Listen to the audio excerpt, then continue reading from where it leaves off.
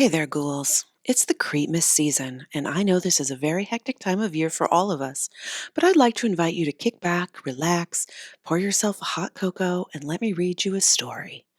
Every night from now through December 24th, I will read you a chapter from my new holiday creature feature, Christmas Creeps from the Deep. So tune in and hang out with me at 7 p.m. Eastern Time every night for a new chapter. Let's get to it, shall we? Chapter 9.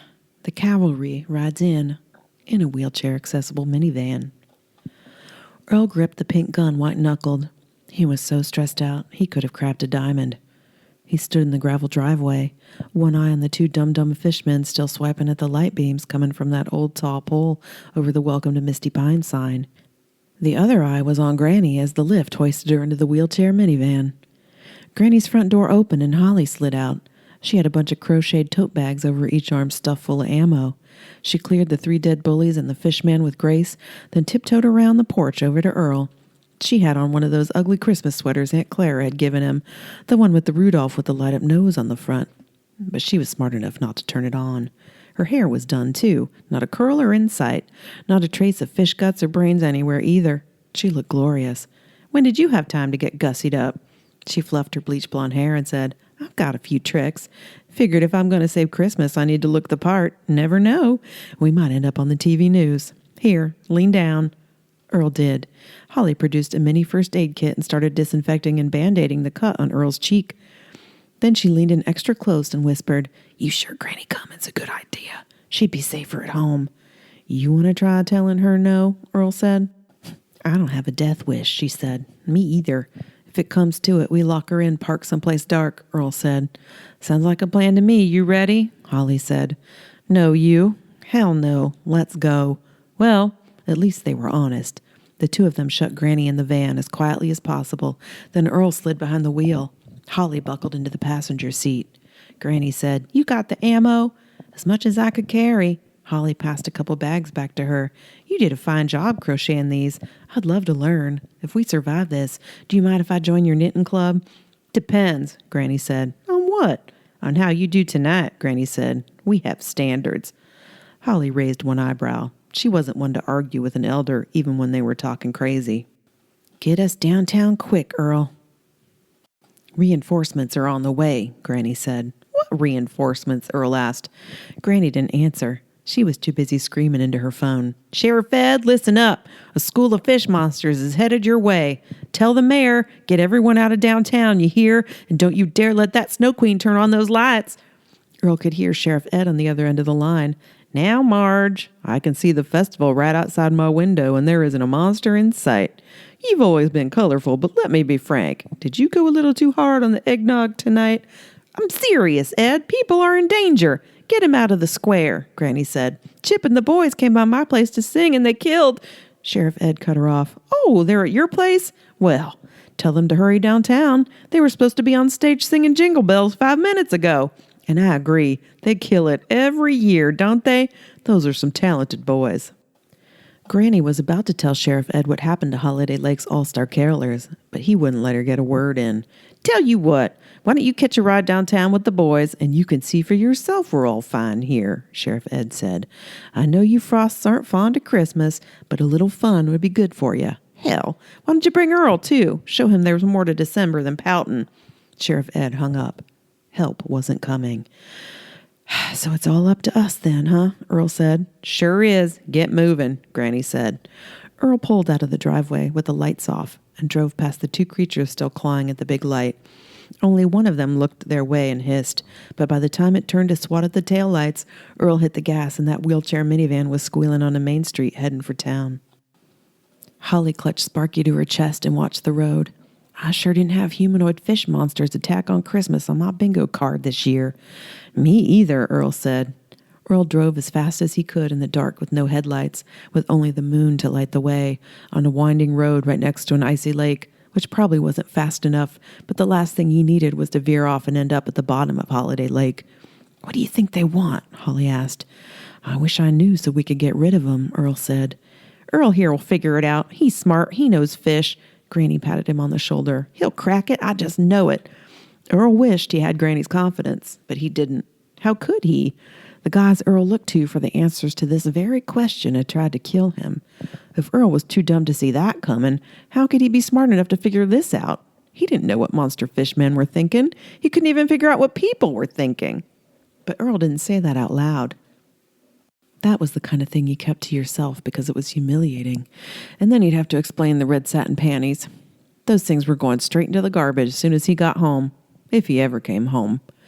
They rounded a curve and Earl hit the brakes hard. What the? Holly lurched forward, head nearly hitting the dash, but she stopped yelling when she saw what Earl saw. They'd caught up to the fishmen. The creatures had reached the edge of town. The road hugged the shoreline, and it was dotted with cottages, all lit up in their best electric holiday finery. The fishmen were on just about every lawn and porch, ripping up Christmas lights and slicing the Jolly Yard inflatables down to shreds. Holly grabbed Earl's arm and squeezed. There are so many of them. Earl looked at the lake. The ice seemed to be moving, undulating.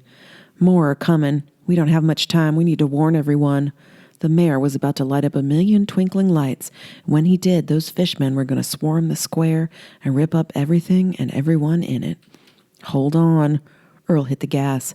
The force pushed them back in their rusty bucket seats. He sped downtown, swerving and dodging the fishmen dotting the road. Holly and Granny held onto the grab bars and prayed. Earl didn't slow down until he saw the whites of Santa's eyes.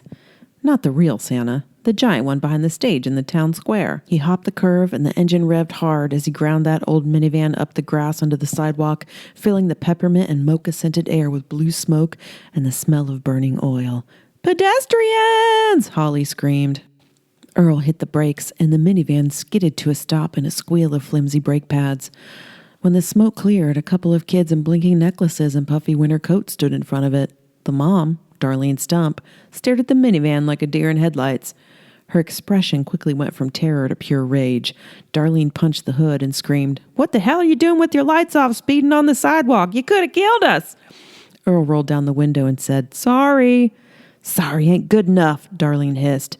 Holly rolled down her window. "He said he was sorry, Darlene. Now you take those rugrats and scoot on home, or I'll tell Harley where you really go on Thursday nights. Got it?" Darlene's jaw dropped, but she yanked those kiddos across the sidewalk right quick and didn't say another word about it. Then Holly said, "My heart's about to beat out of my chest. What were you thinking, Earl Frost?" "Well, I was thinking we had to get to that stage and warn people as fast as possible. If we'd parked and walked, it would have taken forever. We'd be too late." He pointed at the line of parked cars up and down both sides of the road, as far as the eye could see. "Fair," Holly said. Downtown was packed, wall-to-wall families wrapped in scarves, sipping hot cocoa. Just about everyone in a 3-town radius had gathered around that tiny stage in front of that giant Santa, waiting for the lights to fire up to full glory, illuminating Holiday Lake in unbridled electric joy. All eyes were on the stage. The squeal of the minivan wasn't enough to make a single person turn around. Not that they'd hear it over the holiday tunes blaring from all those new speakers. Earl could hear Gene Autry singing Here Comes Santa Claus clear as day, and he was out by the road inside a van with the windows rolled up. At least the town square was dim for now, illuminated only by the gentle lights twinkling in the storefronts and a few light strands zigzagging overhead. The peppermint steppers, a dozen little kids dressed as candy canes, tap-danced badly on the stage to the music. They were running out of time. As soon as those kids quit dancing, the town square would go completely dark. There'd be a drum roll, the crowd would count down, then the Snow Queen would hit big plunger like she was setting off cartoon dynamite, and the town square would light up in a blaze of light. It was glorious for sure, but Earl had to stop it. If the Snow Queen flipped that switch, it was going to be a bloodbath. "You two cover me. We don't have time to waste." Earl kicked open the door, and before his feet hit the pavement, Granny leaned up between the seats and pressed the horn with the butt of her shotgun. An anemic meep cut through the cold night air. A few people in the back turned around to shoot the evil eye at the van, mostly parents of the peppermint steppers, who had their phones up recording their precious little miracles bad dancing, annoyed that the horn was ruining the video. Granny yelled, "Go on, Earl, get up there and tell him what's coming." "You heard the lady." Earl ran into the crowd, pushing aside couples in matching fuzzy earmuffs and families with light-up reindeer antlers on their heads. He screamed, "Grab a weapon! Monsters are heading this way! Don't turn on the lights! Go home and lock your doors!" But the piped-in music drowned out his yells. He pushed his way to the stage. Then he marched up the stairs right up to the mayor. He snatched the microphone out of his hands and said, "Sorry to interrupt, but angry fish monsters have come out of the lake and they're going to attack us if we don't turn off all the lights. Everyone either grab a weapon and prepare to fight or take cover." The square fell dead silent. Well, except for Gene Autry. Nobody moved. Everyone stared at Earl. Even Ted and Fred, the brothers in the giant foam gingerbread man costumes outside of Beckery's Bakery, stopped dancing and looked at him with their white faux icing eyes. All the peppermint steppers looked at their parents like they didn't know if they should keep tapping or not. The lead candy cane burst into tears. "Don't just stand there. Take cover. Go home if you can, and you," Earl pointed at Bub Varney, the oldest Dirt Rotary Club president who was in charge of the pushcart full of novelty blinking necklaces and toys. "You need to cover those up or turn them all off right now. Same with anyone wearing them. The fish monsters attack anything that's bright. They'll take your head right off. Okay then, it's time to go home, lock your doors, and keep all the lights off until we figure out how to get those fish back in the water." From up here, Earl could see how much trouble the town was in. Almost everyone had on either a light-up sweater, a blinking Christmas light necklace, or was wearing a pair of twinkly reindeer antlers or snowball dealy-bobbers.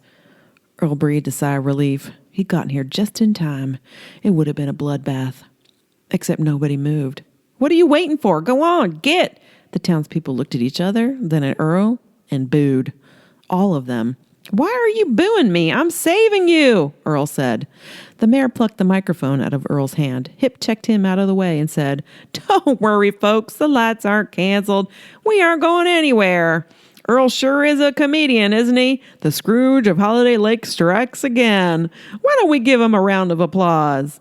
Most people rolled their eyes and shook their heads, just like they did at Owl's, and Earl's insides felt like lava, melting under all the judgmental stares.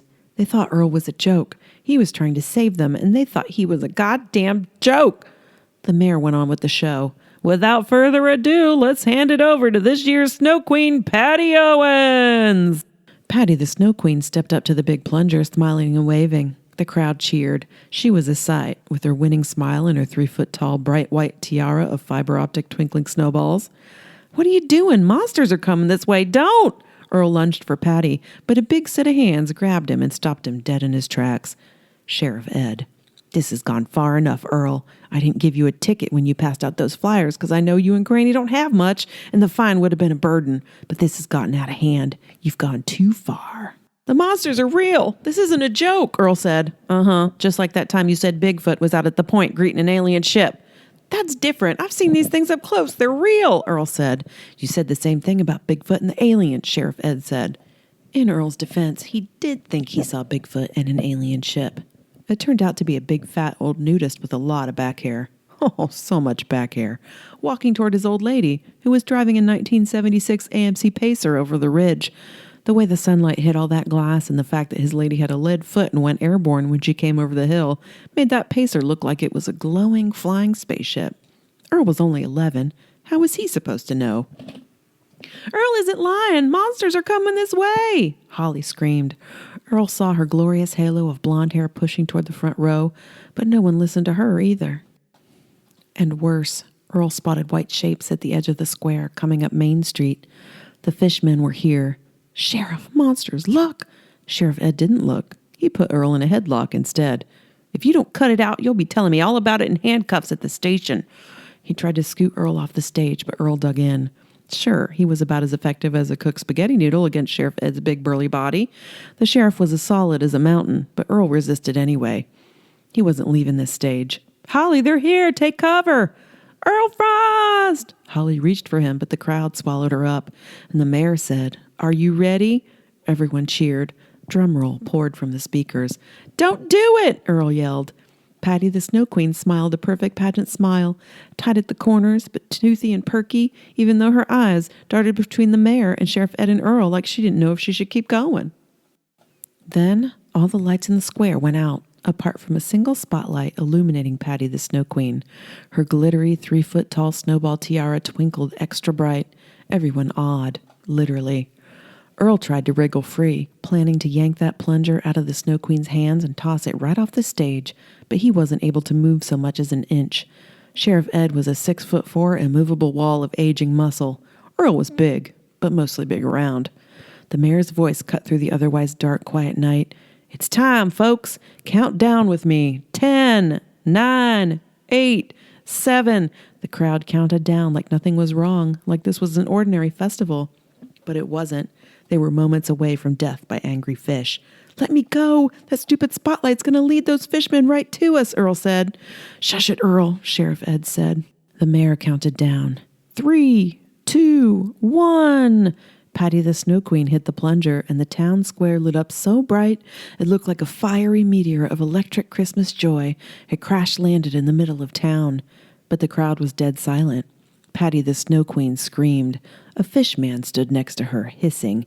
Then it brought one giant claw down, right on her. Thank you, ghouls, for joining me for Christmas Creeps from the Deep. Come back tomorrow, and I will read you Chapter 10. Good night.